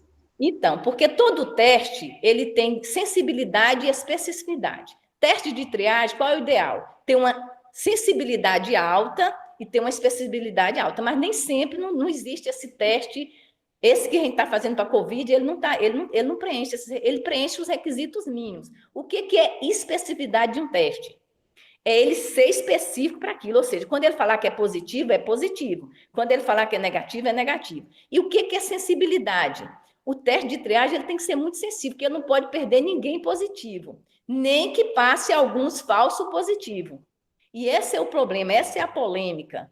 Os nossos testes, a sensibilidade e especificidade variam muito, e até a qualidade. Vira e mexe, sai notícias. Aqui na região aqui onde eu moro, no sul da Bahia, teve uma polêmica dizendo que o prefeito aqui de Vitória da Conquista, prefeito não, desculpa, que os testes feitos aqui, comprados pela Secretaria de Saúde, tinha um lote que estava duvidoso. Então, quem fez aquele teste, a pergunta é, pô, o meu deu negativo, realmente eu estava negativa? Ou o meu veio positivo, realmente eu estou positivo? Eu positivei e sou assintomático? E esse é o grande problema desses testes muito rápidos, sorológicos. Eles são práticos, são mais baratos, e agora o que tem de novo é que nos Estados Unidos desenvolveram que talvez você conseguisse fazer esses testes rápidos, não por sangue, mas sim por saliva, detectando na saliva. Mas está lá, o preço teoricamente inicial seria de $10, que fica muito mais viável, porque um teste aqui sorológico rápido, não RT-PCR, aqui na minha cidade, para você fazer IgG e IgM, é R$ 150. Ou seja, a maior parte dos pacientes provavelmente vão achar cara, né, para ir fazer só para saber se está ou não, testagem em massa que a gente fala. Eu não estou sentindo nada, mas eu quero saber se eu tive. Vou lá e faço, entendeu? O que está de polêmica é isso, é a sensibilidade e a especificidade. Aí tem, por exemplo, lá em São Paulo, o Fleury, ele faz dupla checagem. Então, assim, a gente fala, é um laboratório mais confiável. Se vier positivo, provavelmente a chance de estar positivo é verdadeira. Se vier negativo, idem. Mas lembrar que isso também depende de que fase da doença que você está, de que período de incubação você está, que dia de incubação. Por isso que criou esse 14 dias de período de incubação, de quarentena, de isolamento, que teoricamente depois de 40 dias, se você não, de 40 dias, não, desculpa, de 14 dias, se você não teve nenhuma manifestação, provavelmente você ou não está com a doença, ou você estava com a doença, era assintomático, e você já não está mais transmitindo. Entendi. Então, alguém falou aqui, realmente, imagina a logística para vacinação, é isso mesmo. Muita gente, né? Armazenamento, por exemplo, vira e mexe aqui no PSF onde eu trabalhava, ficou sem luz, perdi o lote de vacina todo. Então, assim, são vacinas caras, o Brasil tem uma logística ruim, porque é um país imenso, tem áreas de acesso ruins, então realmente a gente tem que pensar em tudo isso. E principalmente o que tem que a gente ver se essa vacina é eficaz e os efeitos colaterais. A curto prazo, o que vai ser analisado? Ela induziu a formação de anticorpo, beleza. Os efeitos colaterais, todo remédio tem efeito colateral, o que faz a gente decidir ou não para a aprovação de um remédio, se os efeitos colaterais são menores do que os benefícios. Por enquanto, está tudo dando certo. Mas o grande problema, e a longo prazo, a gente não vai ter experiência nenhuma, porque se a partir do momento que a Anvisa falar, não, a vacina induz anticorpo e a vacina tem poucos efeitos colaterais, ela vai ser aprovada e vai ser comprada lote, ou a gente vai fazer aqui, ou vai comprar e vai começar a vacinação. Complicações futuras, só o futuro. O Instituto Manguinhos aqui está fazendo também, acho que alguém deve ter visto, soro de convalescente, induzindo vírus no cavalo, tirando o soro do cavalo, colocando. Isso aí, teoricamente, não é uma vacina, isso seria uma forma de tratamento, que uma das formas de tratamento de Covid em paciente grave é o que a gente chama de soro de convalescente. O que é isso? O paciente teve a doença, curou, ele tem anticorpos, você pega o sangue dele, tira o soro, esse soro está cheio de anticorpo e você daria numa pessoa grave. Só que a quantidade de anticorpo que a gente produz, até porque a gente não pode tirar tanto sangue nosso, é pouca. E eles estão tentando fazer isso em cavalo, mas também está tudo muito no início, né? Muito empírico ainda, no início, muito cru ainda os dados. Gel, nós estamos tendo demanda, acho que eu estou chata. Vê se você acha outra pergunta aí, ou então vai o nosso slide. Por enquanto não tem perguntas aqui no chat, pode dar sequência, Você pode ir professora. adiantando, Gel, que eu acho que eu já pode passando. Isso aí é o que eu já falei também. Eu quero falar mais os últimos slides. Pode ir passando, de dicas que você tinha me pedido, né? Aí para nesse tempo. Com relação às dicas de obesidade, eu sei que é difícil estar em isolamento. Na verdade, essas dicas para a obesidade, ela vale para todas. É tentar fazer um padrão alimentar saudável. E o que é uma alimentação saudável? Gente, como o colega falou de fake news, não existe dieta mágica, não existe nada milagroso. Isso tem sim essas dietas de jejum intermitente, dieta low carb, tem tudo. Só que o que a gente recomenda? Se você já está fazendo um jejum intermitente, uma dieta low carb, orientada por um profissional, e você está bem, você pode continuar. Não é porque você está em isolamento ou porque está a pandemia que você vai mudar. Mas quem nunca fez, não é hora de começar. O que é hora de começar? Tentar mudar o seu estilo de vida. E quando a gente fala mudar estilo de vida, é estar aberto para experimentar outros alimentos menos calóricos, alimentos mais saudáveis, tentar testar novos sabores, aproveitar que está em casa e tentar fazer uma alimentação mais saudável. O que é uma alimentação saudável? Isso também é um mito, dizer que as alimentações saudáveis são mais caras. A gente tem muitos substitutos. O Brasil é um país rico de verdura, legumes, vegetais. Aproveitar sempre os vegetais da estação, que isso torna a alimentação mais saudável. E outra coisa, é ter rotina alimentar, hora do café, hora do almoço, hora do jantar. E quando for sentar à mesa para comer, desliga tudo que é televisão, mídia, porque já está provado que quando eu como, olhando para outras coisas, ou eu como demais, ou eu não mastigo direito, ou eu nem sei o que eu botei no meu alimento. Então, isso é um hábito saudável de vida. Durante o isolamento, o que a gente está recomendando? Ter para controlar o peso, e controlar o diabetes, controlar a pressão. É você tentar manter esse padrão alimentar. E outra coisa, não tenha tantas ofertas na sua casa. Por exemplo, assim, eu tenho 3 tipos de bolacha, uma recheada, não sei. Quanto mais eu tenho, mais eu vou pegar para comer. Então, tenha tudo só o necessário. Quando eu vou pegar uma bolacha, e se é nutricionista, eu estou querendo controlar meu peso, falo, eu só posso 4, nunca leve o pacote. Pega aquelas 4 bolachinhas, põe no seu prato e coma. Você procure manter uma rotina, que é fundamental também para diminuir o estresse. Hora de levantar, hora de acordar, hora de ver as mídias, não fica vendo mídia toda hora, informações que isso é ruim. Não fique tomando muito café, não fique. O álcool mesmo, as estatísticas têm mostrado que o álcool aumentou o consumo de álcool. Álcool é calórico, álcool piora a obesidade, álcool piora a diabetes, álcool piora a pressão. Então, limitar ao máximo o uso de álcool dentro de casa. Se for tomar álcool, porque eu tenho o hábito de tomar cerveja, tomei uma lata de cerveja, toma um copo de água. É na mesma proporção. Com isso, você diminui a sua ingestão de água, o seu rim, o seu fígado agradece e você vai ter uma qualidade de vida melhor. Atividade física, fica todo mundo perguntando, faço ou não faço? Se você mora numa casa ou num apartamento, tente movimentar dentro dessa área. Faça exercício de agachamento, se você tem condição física para fazer isso, uma caminhadinha. Se você mora num predinho que tem 2, procure descer as escadas. É lógico que, pelo risco de encontrar com pessoas, é só evitar locais acumulados. Eu falo área em barreiras mesmo. Eu moro naqueles predinhos que tem aqueles condomíniozinhos. Ande, a máscara, se você souber usar, se você não ficar muito tempo fazendo atividade física com máscara e manter-se hidratado, dificilmente você vai ter problema. É lógico que eu estou falando atividade física padrão, uma caminhada, uma corridinha leve, se você já tem o hábito de fazer. E se você fala, mas eu estou dentro de casa, não tem como eu sair, porque eu sou idoso, eu estou com medo, então faça qualquer coisa dentro de casa. Caminhe, alongue-se, não fique muito tempo na mesma posição. Trabalhos recentes mostraram, se você fizer 30 minutos de atividade física, divida 10 de manhã, 10 à tarde, 10 no final do dia, o seu coração vai agradecer muito, porque você está condicionando. Talvez não tenha impacto na perda de peso, mas na parte cardiorrespiratória isso melhora muito. E se você não consegue fazer nada disso, a cada hora, caminhe 3 minutos.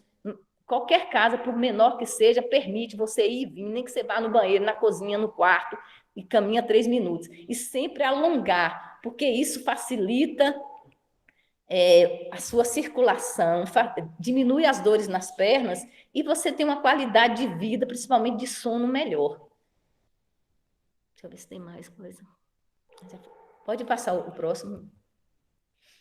Esse tema do sono, inclusive, a gente ainda vai abordar aqui no ciclo de palestras, vai ter uma outra profissional trazendo um pouquinho mais para a gente também. A gente sabe que o sono, a quantidade de sono, ela é fundamental para você manter o seu ciclo de vigília e você até controlar. Por exemplo, tem uma coisa que a gente chama de ciclo circadiano, né, que é a liberação do cortisol e tal. Se você tem um sono muito ruim, aquele sono picado à noite, aí durante o dia você está sempre cochilando, não é bom. Sono você tem que ter a rotina, a higiene do sono, padrão de hora de levantar, hora de acordar dentro do possível, 2 horas antes, não fazer atividade física, não ingerir bebidas estimulantes, tipo café, álcool, não fumar, não levar o celular para a cama, que é o que todo mundo está fazendo, e desligar só na hora. Aí você tem que ficar sem estímulos visuais, principalmente quem tem problema de insônia. Porque uma das coisas que piora muito o nível de estresse, de depressão e ansiedade é padrão de sono. E mulher tem muito essa parte aí, né, do sono. Principalmente quem é mãe agora, que tem que estar cuidando das crianças, acorda no meio da noite. Pode passar, já que acho que de obesidade já foi. Ixi, acho que na hora que foi, tá pequeno demais. Pode ir, John. Bem de diabetes, pode falar. Eu só vou mostrar uns mapas de diabetes. Ó. Diabetes é uma doença tão prevalente que a gente tem até um programa depois, quem quiser entrar, tem um monte de dicas para se alguém aí da plateia for diabético, que é um programa que chama Quem Vê Diabetes Vê Coração. Por quê? Porque diabetes, a gente costuma dizer que diabetes e coração andam de mãos dadas, porque a principal causa de morte em paciente diabético é doença cardiovascular. Só para vocês terem uma ideia, 2 a 3 mortes é, é, 2 em cada 3 mortes de paciente diabético é por doença cardiovascular. E a cada 4 minutos, um paciente diabético ou está tendo derrame, e a cada 5 está tendo um infarto. Ou seja, você imagina no universo, no Brasil aqui, que é em torno de 7% a 8% da população é diabética. Você imagina o tanto de infarto e de AVC que o paciente diabético está tendo. E nessa pandemia, então, se o paciente não compensar a tua pressão, não compensar a tua glicemia, a chance dele ter um infarto e ele ter um derrame aumenta muito. Então, o conselho que a gente tem que dar de orientação nessa pandemia para comorbidade de diabetes é tentar manter seu padrão alimentar, manter tua medicação, frente a qualquer sintoma, entrar em contato com a equipe médica, seja o médico assistente seu que todo paciente tem, ou se não tem, uma unidade básica de saúde. E, se possível, se o paciente, principalmente o diabetes tipo 1, normalmente ele tem aqueles aparelhinhos de medir glicemia, está medindo. Porque o que faz o paciente ter um desfecho desfavorável é a hiperglicemia, ou seja, a glicemia muito alta. Mas isso a gente não pode também esquecer que uma complicação frequente, principalmente paciente diabético que toma insulina ou que toma sulfonilureia, que é um tipo de remédio para diabético, que é o Diamicron, Diabinese, Daunil, a famosa hipoglicemia, tá? Que é tão grave quanto. Pode passar. Pode passar. Pode passar. Isso aí é só uma diferença entre diabetes e as infecções tradicionais e diabetes e Covid, né? Na verdade, o paciente diabético, se ele tiver descompensado, ele aumenta muito a chance de ter complicação, tanto para qualquer infecção urinária, pneumonia, que é muito comum em diabético, como essa infecção atual que a gente está tendo, que é o Covid. Pode passar. Ô, professora, e o caso assim de pessoas que não são consideradas diabéticas, mas têm ali, não digo que é um diagnóstico, mas são comumente chamadas assim de pré-diabéticas, né? O que Então, essa relação é? Então, o pré-diabético ele tem, entre aspas, uma vantagem, porque um dos padrões que a gente usa é a hemoglobina glicada, que é uma medida empírica, a gente vê como é que está a média do controle glicêmico desse paciente. Normalmente, no Brasil, a média dos pacientes diabéticos, em torno de 40% dos diabéticos, tem glicada acima de 8, sendo que o ideal é essa glicada estar menor que 7. O paciente pré-diabético, como o próprio nome está dizendo, ou o risco aumentado para diabetes, que é aquele paciente que tem uma glicemia que está um pouquinho acima do normal, mas também ela não preenche critérios para ser diabético, que é uma glicemia acima de 126 ou uma glicada de 6,5. O que acontece? Esse paciente, frente a uma pessoa que não tem nada, que não tem nenhuma alteração da glicemia, ele também tem risco. Só que o risco dele é menor do que o risco de diabetes, porque teoricamente a glicada dele está menor que 7. O que a gente não pode esquecer é que, frente a uma doença grave, o paciente é internado, e os trabalhos têm mostrado isso. Fulano de tal internou lá por Covid, está na UTI porque precisou de internação. Ele não era diabético, ele desenvolve o que a gente chama de hiperglicemia aguda. E essa hiperglicemia aguda, que é um diabetes diagnosticado agudamente, também está tendo um desfecho desfavorável, porque o aumento da hiperglicemia de maneira aguda também é ruim. O que a gente não sabe é que se esses pacientes que desenvolveram diabetes ou hiperglicemia na vigência da infecção por Covid vão voltar ao normal e ficar sem diabético ou vão evoluir para diabetes. Só quem vai nos responder isso é o tempo de seguimento desse paciente. Mas o grande problema do diabetes é a hiperglicemia, ele está descompensado. Tanto que se o paciente tiver com seu diabetesinho compensado, mesmo sendo diabetes, a chance dele é menor do que o paciente diabético descompensado, mas é maior do que o paciente não ter diabetes, certo? E é maior do que o pré-diabético. É como se fosse normal, tem uma chance X, pré-diabético tanto, diabético mais, principalmente se for descompensado. Mas lembrar que tem outras comorbidades associadas ao diabético, hipertensão é uma delas, e a idade também, que a gente não pode esquecer. Então, a idade, ela tem um peso muito grande, tá? Em qualquer dessas comorbidades, seja hipertenso, diabético, tá bom? Dentro do diabetes isolado, e a hiperglicemia tem que se mostrar um desfecho desfavorável. Pode passar aí, por favor?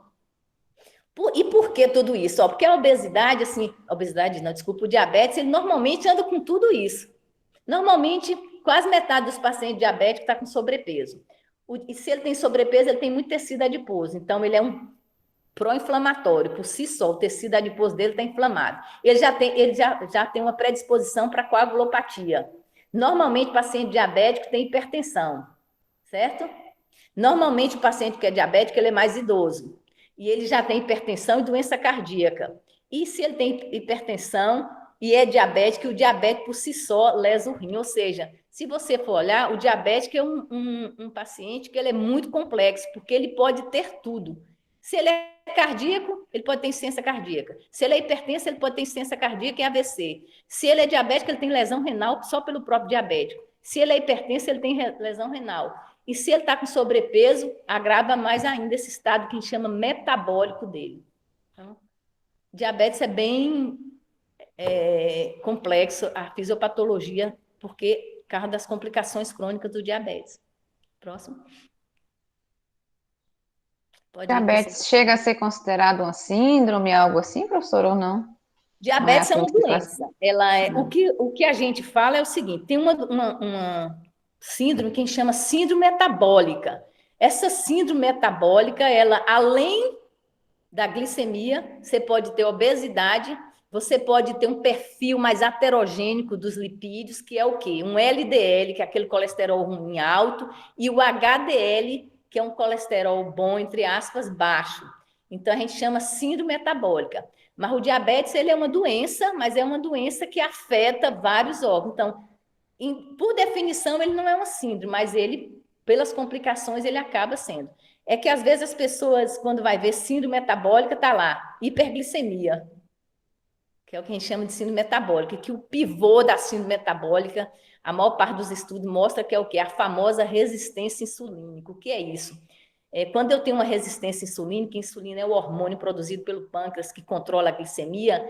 Se eu tenho uma resistência, para manter a minha glicemia normal, eu vou cada vez mais ter que produzir mais insulina. E aí meu pâncreas tem uma hora que ele entra em falência. Quando o pâncreas entra em falência, teoricamente, o paciente que era só uma síndrome metabólica com pré-diabetes, ele acaba ficando diabético, necessitando de medicamento. Por isso que às vezes as pessoas falam de síndrome metabólica achando que é diabetes. Na verdade, é que é uma coisa implicando na outra. E um dos primeiros fatores, um dos fatores mais importantes para essa síndrome de resistência à insulina é a obesidade. Porque a insulina, ela atua no tecido adiposo, no tecido muscular, promovendo a entrada de glicose no tecido adiposo, promovendo quebra, fazendo a lipólise, né? E se você tem essa resistência à insulina, ela exige mais insulina e maior sua chance de desenvolver diabetes com o tempo. Respondi? Sim, sim. Alguém perguntando se o link está certo. Pode Eu vou, passar. eu vou até reencaminhar aqui, então, se tiver com dificuldade. Só um pouquinho. Está falando que está aparecendo a palestra de ontem, atividade física. Então ontem teve uma palestra sobre atividade física, acho que a colega deve ter falado, né? A importância da atividade física. Na verdade, a atividade física foi no primeiro ciclo. Eu posso ter confundido, gente. Eu vou só reencaminhar. Só um minutinho, por favor. Desculpem, tá? Então, conta bom. Então, quem assistiu ontem, a Eliana que assistiu ontem, então a Eliana deve estar sabendo, assim, que a colega deve ter falado que a atividade física por si só, ela traz efeitos benéficos, independente se você está perdendo peso ou não. Porque ela melhora muito justamente, a atividade física é uma das coisas que diminui sua resistência insulínica, ou seja, otimiza a capacidade da insulina de controlar a tua glicemia, né? Então, a atividade física ela é benéfica, ela faz condicionamento cardiovascular, ou seja, faz com que o seu coração, frente ao estresse, ele não sofra tanto. Porque, por exemplo, nesse estresse que eu estou agora, de ansiedade, meu nível de cortisol está alto, às vezes eu posso ter adrenalina alta, a adrenalina aumenta a pressão, a adrenalina facilita a arritmia. Então, Por isso que o infarto, a gente fala assim, nossa, a pessoa teve um desentendimento, ficou hipertensa, infartou. Normalmente, porque quando eu estou estressado, o meu nível de adrenalina normalmente é alto, porque a adrenalina é o hormônio, junto com o cortisol, é o hormônio do estresse. Então, tudo isso facilita. Você imagina uma pessoa hipertensa, que já tem uma arritmia, frente a tudo isso, então aumenta muito a chance dela complicar mesmo, né? Pode passar aí, que acho que eu já falei de obesidade, Georgia. Ah, não está indo? Tá bom. Os próximos slides tinha falando um pouco de hipertensão, que eu acho que eu já abordei. Assim, hipertensão é uma doença muito prevalente. Os órgãos-alvos de hipertensão, ok. Isso aí é só para você ver ó, o que é tão importante que é essa hiperglicemia, que é o controle glicêmico. Por que a gente está tão preocupado com diabetes no Covid? O próximo? Deixa eu ver se é o próximo. Pode passar. Ó, porque olha para você ver. Volta um. Volta aí. Só para você ter uma ideia, o que é um diabetes controlado? Isso, um modo mais simples, é você ter uma glicada. É lógico que tem muitas outras coisas, né? Tempo no alvo, variação glicêmica, tem outras coisas envolvendo. Mas no dia a dia, o que, principalmente quem não tem muito recurso de estar fazendo ponta de dedo ou usando o GCM, que é aquela automonitorização glicêmica contínua, a gente usa muito. Desculpa, usa muito um exame chamado hemoglobina glicada, que dá a média de como que está a sua concentração de glicose no seu sangue nos últimos 3 meses. E para você ter uma ideia, o ideal dessa glicada, de uma maneira geral, lógico, né, gente, é menor que 7. E se você for ver, essas aqui são as médias glicadas no nosso país. Se você for olhar, a maioria está acima de 7, ou seja, o paciente diabético ele já é descompensado. A gente está tratando ele, mas a gente não está conseguindo manter ele na meta. E por quê? Por N motivos. Doença crônica, o paciente precisa aderir ao tratamento. O tratamento, às vezes, é caro, não é dado pelo SUS as melhores medicações. Tem que fazer dieta, tem que fazer atividade física, tem que ir periodicamente ao médico. Então, assim, fica muito difícil. Você imagina uma pessoa que tem diabetes há 20 anos. E tem uma hora que ele fala, doutora, eu já fiz isso, estou cansada, às vezes estou com vontade de comer um doce, aí meu dinheiro está pouco, eu vou no supermercado, o doce que é diet é mais caro. E, às vezes eu só tenho em casa arroz, feijão e farinha para comer. Então, assim, é muito difícil. E é por isso que esse nosso cenário aí. E é né? É uma dificuldade que a gente tem de controlar os pacientes. Aí você fala, a hipertensão está diferente? Não, hipertensão não está diferente. Você entra nos estudos da Sociedade de Cardiologia, está lá. A maior parte dos pacientes hipertensos, embora tenha uma gama de remédios, não está dentro do alvo também. Por isso que hipertensão está descompensada no país, por isso que tem uma grande incidência de AVC, de infarto, de insuficiência cardíaca, de paciente internando por insuficiência cardíaca, porque essas doenças crônicas elas estão todas descompensadas numa maioria. Um ou outro paciente que está dentro do alvo, está fazendo tudo certinho. Próximo. E aí, se você vai visitar um centro de diálise, está lá.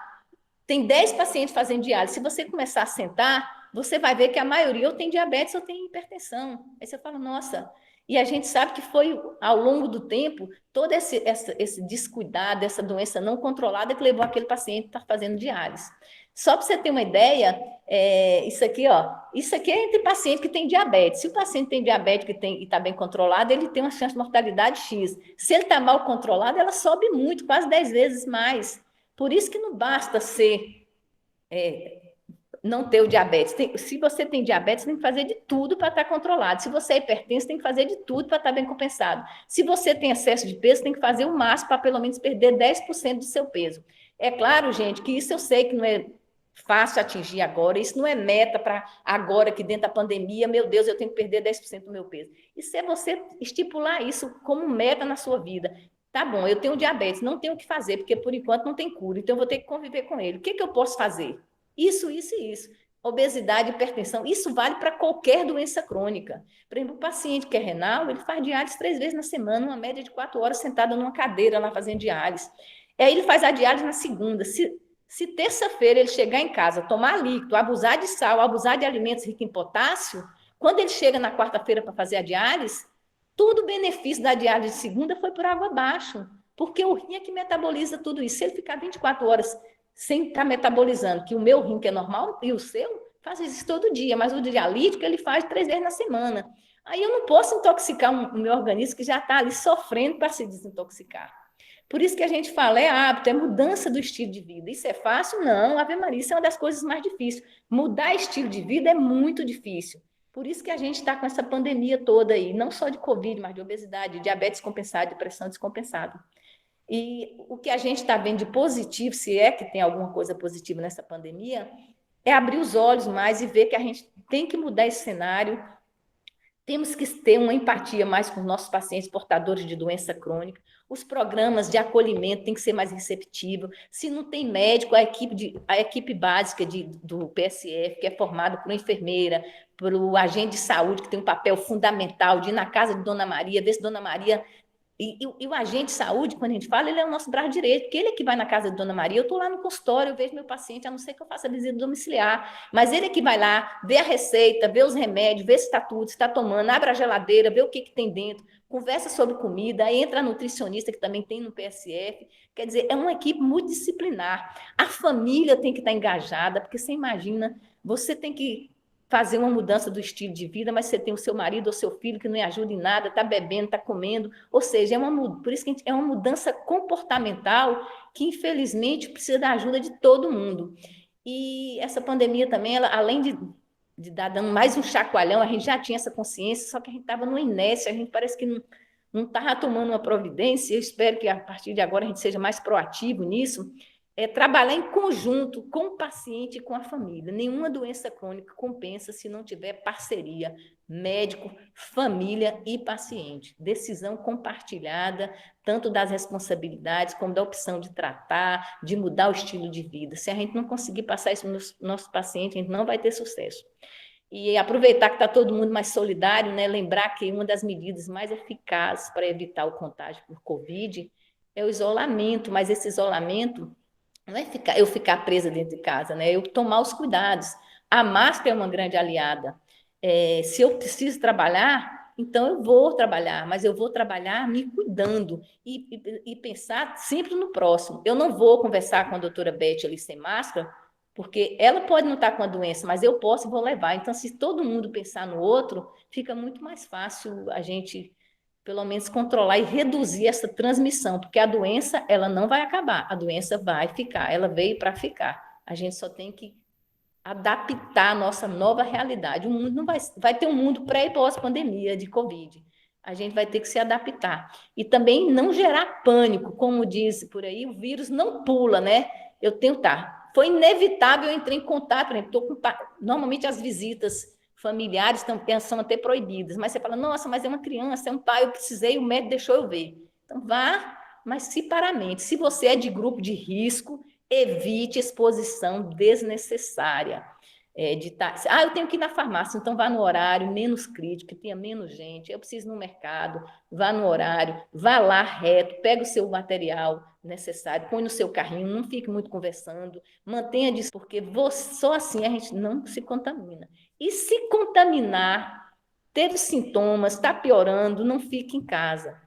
Faça um telemedicina, ligue para alguém, ou, não sei mexer, não sei número, então eu vou no pronto-socorro, vou no PSF, ou na Unidade Básica de Saúde. Como é que eu vou? Máscara, prendo o cabelo, põe um sapato e vou. Lá eu não fico, se tem duas pessoas na recepção e uma cadeira no meio, eu não vou sentar no meio, fico em pé. Se eu não tenho condição, porque eu sou idosa, eu preciso sentar. Olha, me arruma uma cadeira longe, e se o postinho estiver muito cheio, fica cá fora até a hora da sua vez. Marcou uma consulta com o médico, é às 9 horas, chega só 10 minutinhos antes, não adianta chegar antes, o médico não vai atender, normalmente o médico está atrasado. Eu tenho que ir no laboratório, ou eu vou bem cedinho, ou eu vou no momento mais crítico, porque eu sou fator de risco. E eu estou falando isso por experiência própria, eu tenho um problema no pulmão, então eu não estou me expondo, porque eu já fiz 3 cirurgias no pulmão, então assim, meu pulmão já não é bom. É lógico que a minha doença de base não é hipertensão nem diabetes, que tem uma mortalidade maior. Mas todo mundo que tem que ter cuidado. E isso vale também para o idoso que não tem comorbidade, né? Porque às vezes tem muita gente que é diabético e nem sabe que é diabético. Muita gente que é hipertenso nem sabe que é hipertenso. E por isso que elas são subdiagnosticadas e subtratadas, infelizmente. Tem alguém perguntando aqui. Na verdade, assim, né, foi bom a senhora falar em todos esses pontos, né, professora, porque a gente vê que são temas extremamente relevantes, precisa da nossa atenção, como eles também são densos e tal, a gente sabe que não esgota aqui com esse momento dessa palestra, mas, assim, as abordagens, elas são muito importantes, e como orientações, inclusive, né, desses cuidados. Pode passar nesses slides. O professor Leandro lembrou aqui da questão do nosso papel, da nossa ajuda. Ele Sim, mesmo sim. citou o papel, né, da nossa instituição e dos servidores, né, que tem atuado. Ele mesmo estava à frente de um projeto aí que destinou a entrega, né, do É o quê? protetor De protetor facial. facial. Então a gente lembra que Parabéns, tudo isso é Leandro. muito É isso mesmo. importante. Eu acho que está na hora de, assim, de unir força, toda ajuda é bem-vinda. E só não podemos esquecer que esse protetor facial é o seguinte, ele nos protege, mas se eu estou com alguém, e eu pego aqui, que às vezes a gente... Porque a gente leva a mão no rosto a toda hora, né? Então a gente tem que estar porcelana. Se eu tocar no fez, eu tenho que lavar a mão, porque ele é uma barreira física, né? Mas ele é de plástico, ou material similar. Mas é isso mesmo, Leandro. Parabéns aí pela sua iniciativa. A gente, assim, lamentavelmente, assim, essa foi uma pandemia que vai deixar muitas marcas na nossa área, né? A gente perdeu muito. Eu perdi 3 colegas com Covid.